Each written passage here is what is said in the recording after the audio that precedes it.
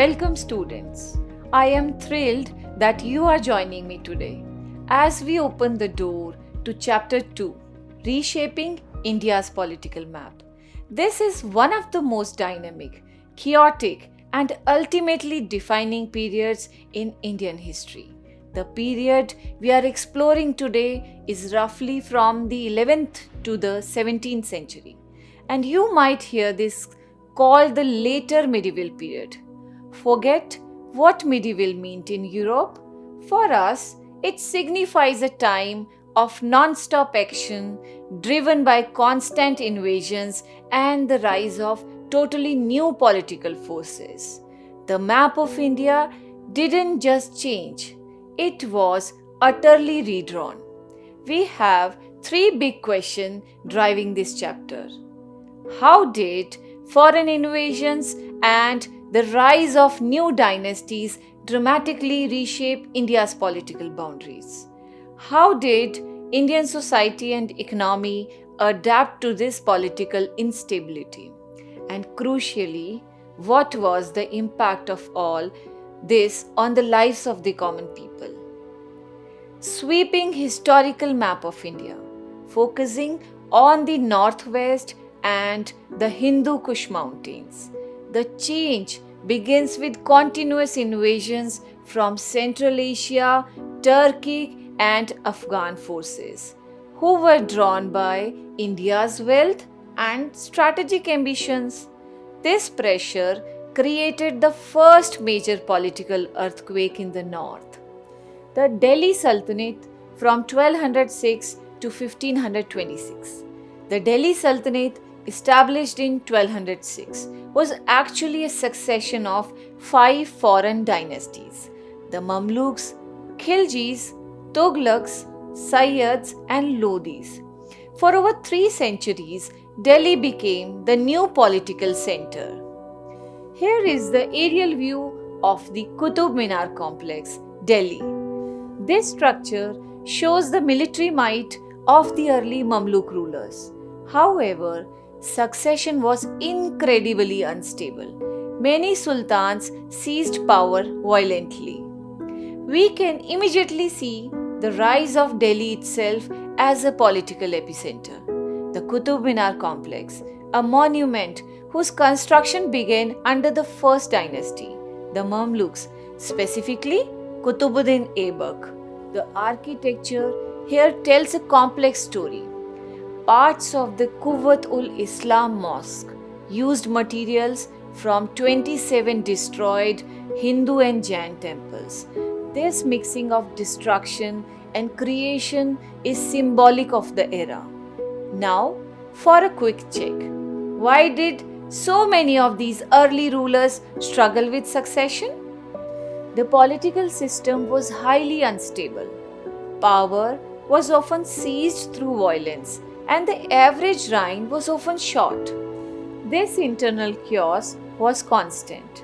At the turn of the 14th century, Alauddin Khilji was a force of nature.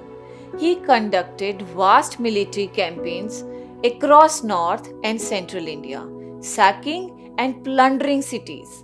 At the same time, he was the great defender of North India, repelling multiple invasions by Mongol forces who were trying to annex India into their vast empire. He was so ambitious, he even minted coins bearing the inscription Sikandar Sani, the second Alexander in Persian, clearly identifying with the world's most famous conqueror. Muhammad bin Tughlaq pushed the empire to its absolute limit, but he was famous for his ambitious yet failed experiments. Who can forget his attempt to shift the capital?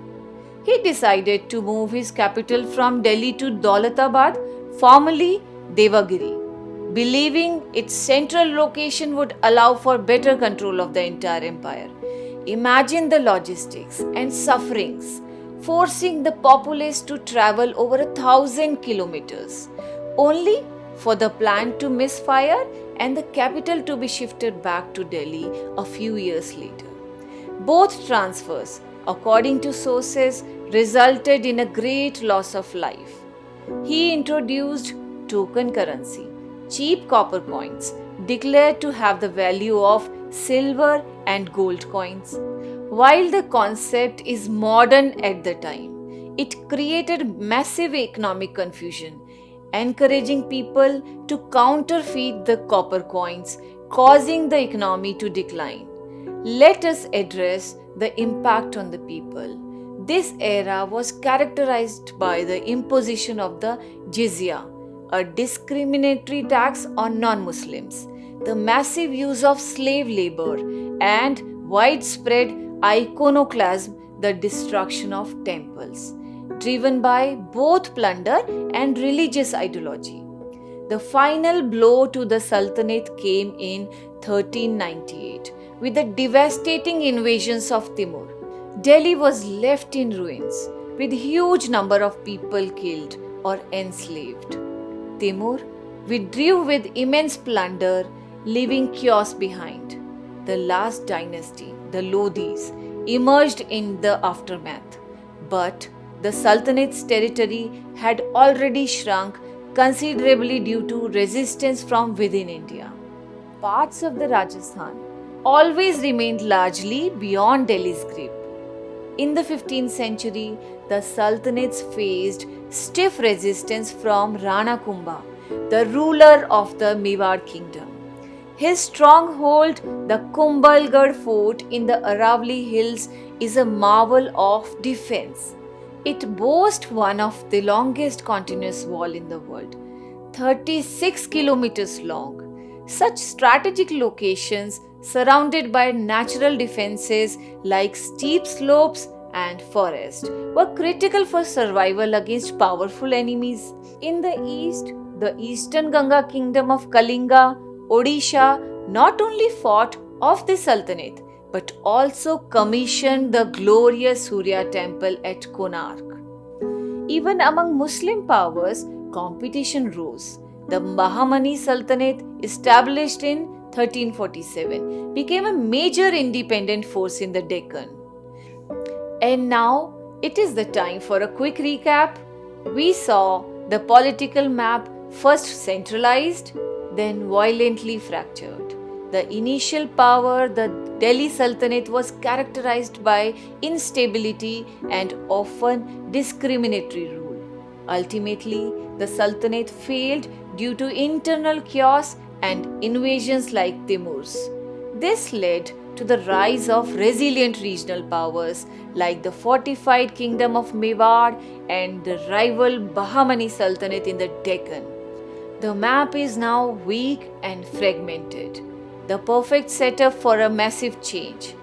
Before the next great empire arrives, we must examine the South's final great indigenous power.